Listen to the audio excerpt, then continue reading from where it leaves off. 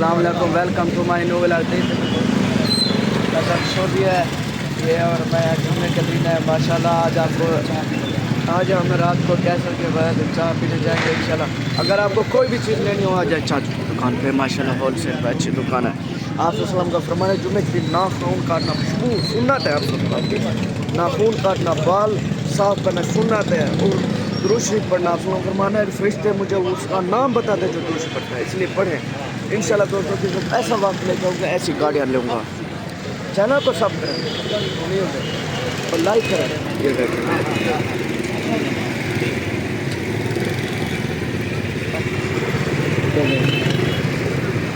ये देखें ये रौनक है जुम्मे के दिन है। ये देखें इलेक्ट्रिकल बाइक तीनों आ गई हैं माशाल्लाह। 1 2 3 ये देखें इलेक्ट्रिकल बाइक 3 बजे नो देख। ये देखना